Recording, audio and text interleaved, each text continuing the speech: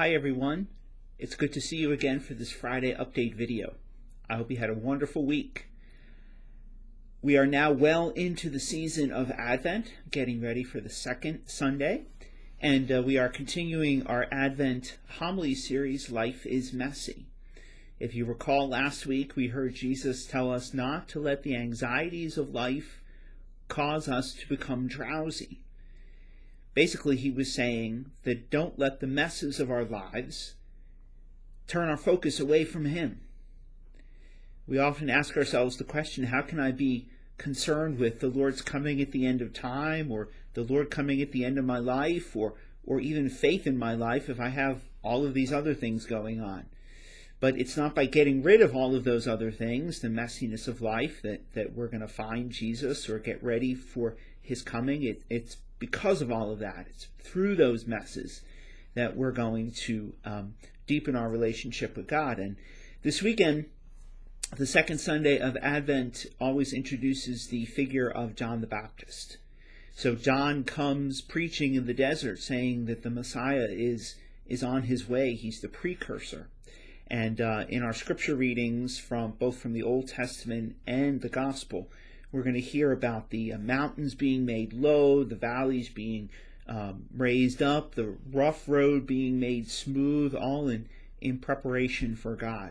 So this weekend we're going to be talking about the sacrament of reconciliation, confession. What is it? Why do we have it? Why do I have to confess my sins to a priest? The sacrament of reconciliation helps break down the mountains of sin in our lives.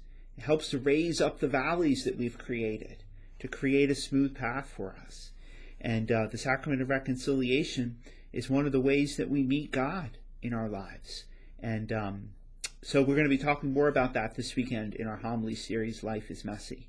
And you'll find in this weekend's bulletin, the printed version in church and also the one online, you'll find an examination of conscience. Some of us don't even know how to examine our consciences. What would I say if I go to confession?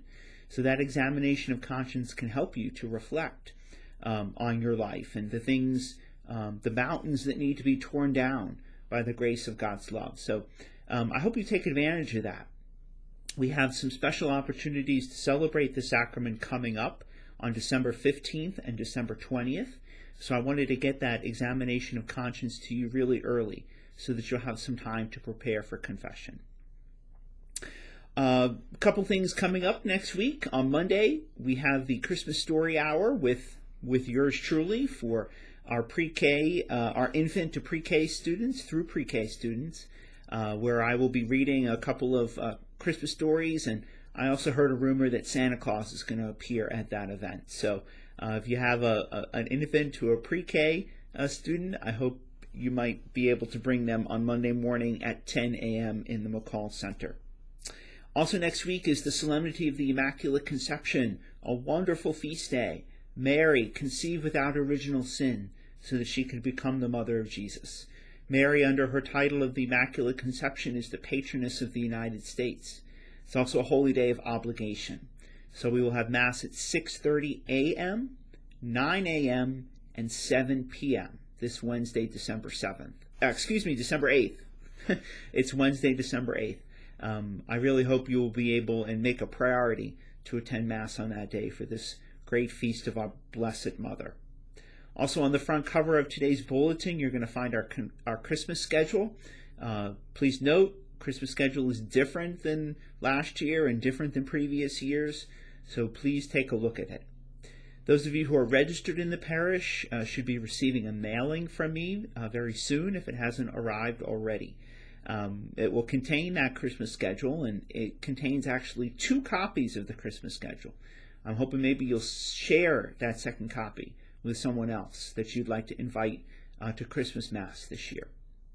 Alrighty, everyone, that's all my updates for today. I hope you have a wonderful Friday, a great weekend, and God bless you. I look forward to seeing you at Mass this weekend.